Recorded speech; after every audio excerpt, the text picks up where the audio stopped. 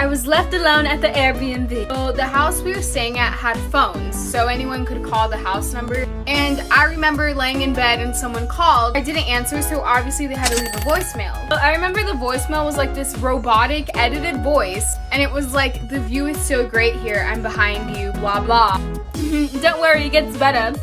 I was really scared, so I started yelling and I ran outside. I had food poisoning, so I was throwing up outside. And guess what, bitch? This cute guy was outside. So then he comes up to me and he's like, "Is everything okay?" So I tell him what happened. So he's like, "Okay, I'll go inside the house with you. Let's see if someone's there." Oh, bitch, guess what? We start seeing some flashing lights in the room that I was in.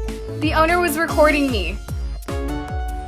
I have a story. One day in 5th grade we were on a field trip. On the bus I was sitting next to this weird girl named Patty McBerry. For some fucking reason Patty was so excited about the trip. We were going to a fucking museum. What the actual fuck, who likes museums? They are so fucking boring. Anyways, halfway through the trip Patty McBerry started coughing viciously. She had a seizure due to overexcitement. She was shaking from happiness for the rest of the ride. When we got there Patty McBerry ran out of that bus faster than coronavirus spreads. She fainted because she was so excited. The tour guide had to hold on to Patty while he showed us around because she was too hyper. Out of nowhere, Patty McBerry broke free and ran right to the live animal section. She went to the gorilla's enclosure and smushed her face against the cage wall. Then out of nowhere she starts climbing up the fucking wall. Patty McBerry jumped into the enclosure and tackled the gorilla out of excitement. The gorilla ate Patty and she died.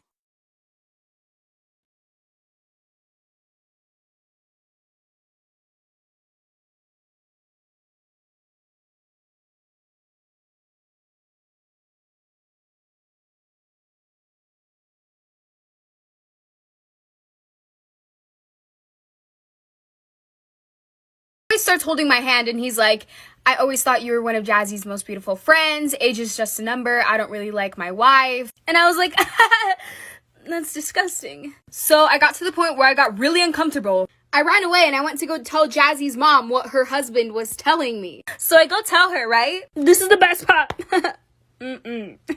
So I go to tell Jazzy's mom and she's like, "Thank you for telling me. I'm gonna take care of it. Here's this water, drink it. Like, you're probably so overwhelmed right now." So I remember I drank the water and I thought, this is one of the biggest lies I ever told to get myself out of trouble. So back in high school, I used to run on the cross country team, but by no means was I competitive or athletic at all. I was honestly just there for the social aspect of it. All throughout my freshman year of high school, I would literally run to Cold Stone Creamery to get ice cream and bring it back to everyone on my bus. I don't know if that tells you what kind of athlete I was, but yeah. Somehow I still didn't get caught for doing this stuff, and by later in high school, my friends and I decided to pretty much never go. I mean, we would show up to practice, but we would wait until everyone was ahead of us, and then turn the opposite direction and sprint to Starbucks. We literally did this almost every single day. And then we would call cute boys from other schools to come meet us over there. We would literally get coffee with them, go shopping, and then once we saw the team getting close again, we would just run back to school and pretend like we did the workout. Until one day I was called down to the principals. They said it had to do with my cross-country attendance. Here's another one of my story times. So the other day, my friend created a tea Instagram account for our school and got a lot of tea, and a lot of people from my school already follow it. The stuff that is being said on the account is hilarious, and they also do ship or dips, and a lot of them are about these 3 guys in the school. I don't know why they keep popping up, but it's freaking hilarious. It is so funny. Like, I was on the bus when she told our friend group and I was laughing so hard it was unbelievable, but I can't wait until someone gets mad at the account and reports it to the school.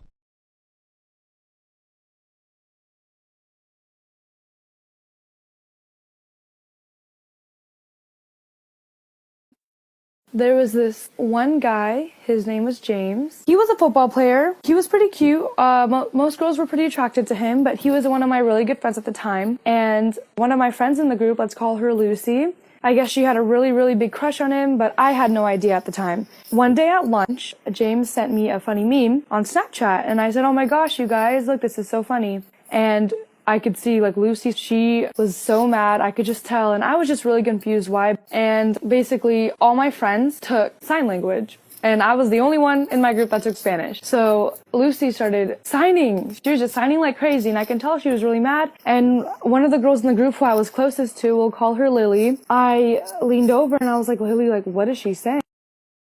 closest to, we'll call her Lily. I leaned over and I was like, Lily, like, what is she saying? Lily told me everything that she was saying, how I was trying to steal James from her and how I'm doing this on purpose, even though I had no idea at the time that Lucy did have a crush on him. And that night I was doing a Spanish presentation, so that's all I was focused on. And I get a text message from my friend. And she says, are you okay? Like, do you know what's happening? I text her back. I'm like, what's happening? And she ends up FaceTiming me about 5 minutes later. And she says, do you know, like, why am I in this chat? I was like, what chat? And she sends me a bunch of screenshots, and the chat is called We Hate Taya. And I was just speechless. And I looked through it, and she added all these random people that weren't even in our friend group. It was just a bunch of messages about me, and really, really hateful messages, and how I'm just trying to steal James, and how I'm annoying, and all this other stuff. I just feel sick to my stomach. I remember just sitting there, and I start into the bathroom, and I ended up throwing up. My mom runs upstairs, and